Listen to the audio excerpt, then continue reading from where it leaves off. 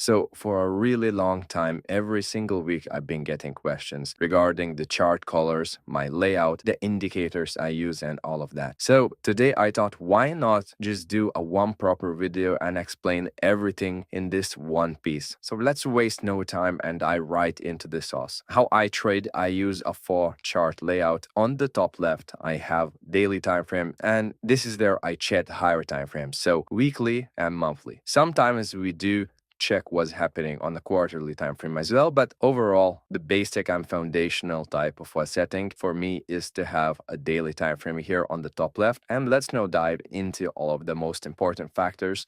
So here regarding the daily time frame, I only use one indicator, and that is called imbalance right here. So it's not that I use it every single day. I only check from time to time if there are key levels, key fair value gaps that I'm not spotting, and it really helps me see if there's something that I'm really just missing. So it's really simple. If I open indicators right here, this is my favorites tab, and this is all of the main indicators that I'm personally using. So feel free to copy them, add to your main list right here. So as we are going one by one, now talking about the imbalance one, this is how it's called right here, imbalance, and this is the creator. So when you go to the indicators tab, you can literally just type this and it will pop up. So now how I use it and why I use it again, when I open daily chart and I want to notice most important fair value gaps right away, I just simply press this icon right here, show, and you can see how everything pops up very nicely. So focusing, let's say, on this recent price action right here, taking this fair value gap, you can see how nicely it is visible right here, as well as, let's say, this BPR. Notice how many imbalances we have overlapping right here. Bearish imbalance filled with bullish imbalance filled with bearish imbalance. So this whole area right here that price is reacting to right now as well,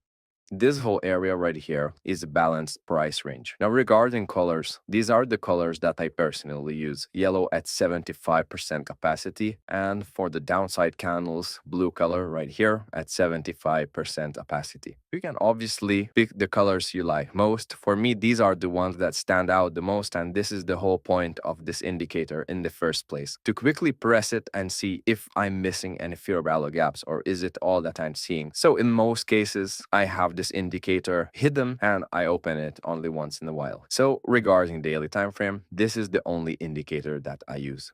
Now going to the lower time frames, this is where I have 1 hour and 15 minutes at the bottom right here. What comes to the 15 minute, I never change it. It's always a 15 minute. It's a static one for me. What comes to this one, bottom left right here, this is where most of the time I monitor the 1 hour time frame, but sometimes I also watch what is happening on the 4 hour as well. So these are two time frames that I'm monitoring on this window right here. So if we open and now focus again on the indicators that I use on this time frame. These are the 4 indicators that I have. So imbalance one that you guys already saw. For the lower time frames, I have slightly different colors. So let me show you that. Green one right here at 70% opacity, and red one right here at 70% opacity as well. So I rarely use this one. More often I use it on the daily time frame, but I still have it right here as well. Now regarding this indicator right here, the full name of it is right here, ICT ADR levels, Judas X daily range meter. This is the creator. So again, you can add it by yourself by simply typing all of this into the indicators tab. So why I use it, this is where we can see the pip move right here at the bottom. And I'm talking about the 5 days range. So what we have right here is the average of 5 days moves. And these are the lines that we have right here. So for this day, the average type of movement, the average type of a range for price to move is this one right here, shown at the bottom and at the top. If price moves aggressively past those ranges right here, this is when we can simply expect for price to start consolidating and start retracing, because it just broke out of the 5-day average dealing range. And again, these are the 5 days that we are talking about, and this is where it says the actual calculated dealing range, summing up and dividing all of this right here. So now going into the settings, this is how I have it right here. Everything's at full 100% opacity right here, except for this anchor one, which is at 70%. Then, of course, obviously you can change everything how you like. This is how I personally use it. Regarding style, this is how it's placed. Now visibility, again, you can use it how you like. So let's hide this. Now, these two indicators, imbalance and Judas daily range meter, these are the ones when I rarely just open and look what's happening. These at the top are the ones that I always have shown on my charts. So the first one is right here. I set in midnight and 8:30 a.m. open. So for you guys to find that one, you would need to type ICT New York midnight open and 8:30 a.m. And this is the creator right here. So let me show you how it's looking. So this is simply a separator. These vertical lines simply mark the New York midnight open. So this is where we are mooring right here. And this is the Friday's high and Friday's low right here. So you guys know how I like to mark these type of developments. So these vertical lines simply help you to see where we are at. And if we go to the settings and inputs, this is how I have everything set for myself. Regarding sessions, if you would press this right here, obviously you wouldn't see this 00.01. You would have to type it yourself because otherwise usually price is placed a few minutes before the actual New York midnight opens. So to fix that, you can simply just type it yourself right here, this exact number. Regarding colors, it's at 11% opacity right here. Line style solid, and this is everything that you need to see right here. So again, I always keep these vertical lines shown, and another one is Asia range. So for this one, it's called right here Asia range and kilozones. This is the creator. I really like it because it's very clean, very simple. And if you open this right here, this is how I have it set again from 7 p.m. to the 1 minute past midnight. Again, same reason, because automatically, usually it just opens a few minutes before midnight. So you would have to type it manually right here. Again, there will be some questions why you're using Asia range, not from 8 p.m. to midnight, but 7 p.m. to midnight. This is how I personally using, and these are official times for the Asia range. Regarding ICT, he himself been changing from 7 p.m. to midnight to 8 p.m. to midnight for quite some time. So I personally been using Asia range at 7 p.m. to midnight a few years already. I'm not going to change that one. Now let's dive into colors. It's again very simple. Recolor, 12% opacity right here. Asia duration at 2. Style, you don't need to change anything right here. Visibility, again, it depends on how many layouts you're using, because this will be relevant, of course, only to lower timeframes and execution timeframes. So this is my hourly chart. Only 2 indicators and another 2 that I check from time to time. When I have a very impulsive day, I simply just open this to see if price passed the average daily range or not. And what comes to imbalance, very rarely I use this indicator, more often on the daily time frame, but you feel free to use it because again, it's very clean, very simple, and it helps you to spot these imbalance points way easier and quicker. Now, what comes to the 15-minute time frame, it is pretty much identical to how I use the 1-hour time frame regarding the indicators. So I use the same Asia range kill zone that we just talked about. Then I use the same ICT in my indicator right here, which gives me this vertical line that I keep at very low opacity so that it's not too bright for me. Of course, you can make it look a lot more solid, so it's up to you right here. Then I also have this Judas X daily range meter, but obviously you don't need to have them both on 1 hour and 15 minutes. Again, if you are using the same layout as me, them going higher, I have this same indicator regarding imbalances. So again, I rarely use it on the lower time frames. So my execution time frames, most of the time I open it on the daily time frame. So I just have it on here. Then regarding this, it's one of those indicators that I also very rarely use, but by opening it, you can very quickly see where the price is at right now. When it comes to our trading sessions, London kill zone, New York kill zone, Asia range, London close kill zone, and so on, as well as the true day open. So if you want to see that what's taken out from previous day and stuff like that, and you don't want to be checking which low is what, when it formed, if it's a New York or just as simple as a PM hour low and stuff like that, this is when you can simply open this indicator right here. So I also have it in my favorites tab, and it's called like this, ICT kill zones plus pivots, and this is the creator right here. So pretty simple, pretty neat. Again, I don't really use it that much. These are all the settings right here for colors. I can open it one by one if you want to make it identical to mine.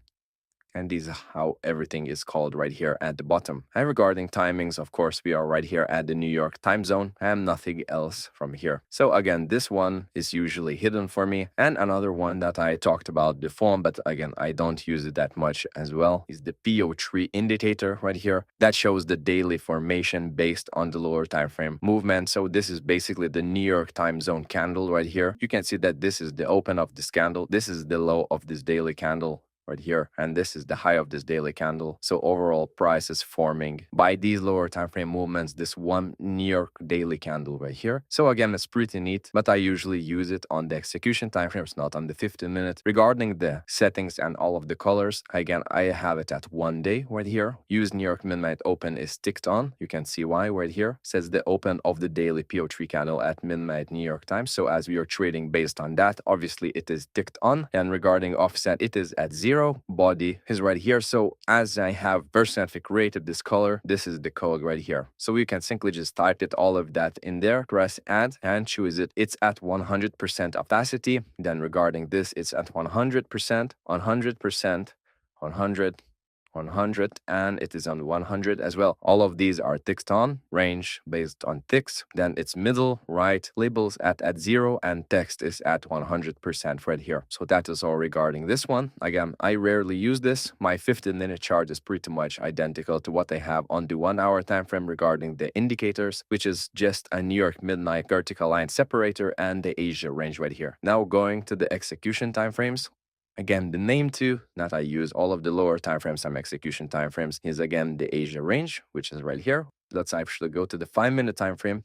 So at the top right here, this is my execution time frame. So this year I mostly hop around from 2-minute time frame to 5-minute time frame. So I mainly use 2 time frames on this layout right here. I also have New York midnight separator right here, and the new one that we haven't talked about is ICT kill zone. So I simply have this gray box drawn in right here, and this is how it's called, ICT sessions kill zones, and this is the creator right here. So for this one, these are the timings, and this is where you again have to manually type 5 minutes past the end of the London kill zone, which again is from 2 a.m. to 5 a.m. So because if you just leave it exactly at 5, it will be showing before. It will be like 4:55. This is obviously not the correct timing. So this is where you have to manually type 5 minutes past 5 and 5 minutes past 10 right here regarding the New York kill zone. I don't use this indicator for Asia range at London close. I just use it only for the London kill zone and New York kill zone. So these are the 4 boxes that you need to worry about. And regarding the colors, I have the ticked on, of course, on the London and the New York. First one is at 4% opacity right here. This one is at 25%, fully white right here. And regarding the New York, this one is just completely random. On the New York, color 1 is the most important one. That will actually change this box right here. And color 2 is at 15% opacity right here. So these are the colors, not much to actually change. Make sure, of course, to tick everything that you need, how you like it yourself regarding this style. And that is that. So I use this one right here. And what I also like to use on the execution time frames is the RT window. So right here, it is the first hour of the London kill zone from 2 a.m. to 3 a.m. And this is usually where my focus goes when it comes to London kill zone. So what I simply did, I simply pressed Command C, then Command V, added the same indicator right here. And we are talking about ICT sessions, this indicator. And then what I did, I simply corrected all of these hours. And this one is left not from 3 a.m. to 4 a.m. The RT window is again from 2 a.m. to 4 a.m. But how I have this indicator set is that I simply cleave the first hour of the kill zone, same on the London kill zone and the New York kill zone, as this bit more light gray area, because again, very often price from the New York midnight open all the way to 2 a.m. is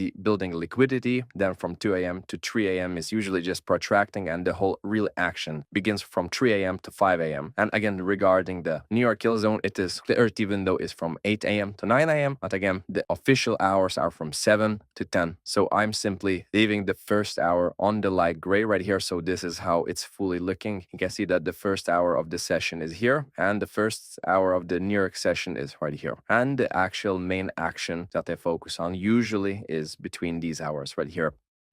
And you're familiar with all the other ones. PO3, we have a couple of them, so we can delete this one. This is the average daily range, but don't use it on execution timeframes. We can delete it because you won't even see that. Leave it on the lower timeframes like 1 hour, 4 hour, and you have a clear, bigger picture. Then we have this PO3 indicator that we just talked about.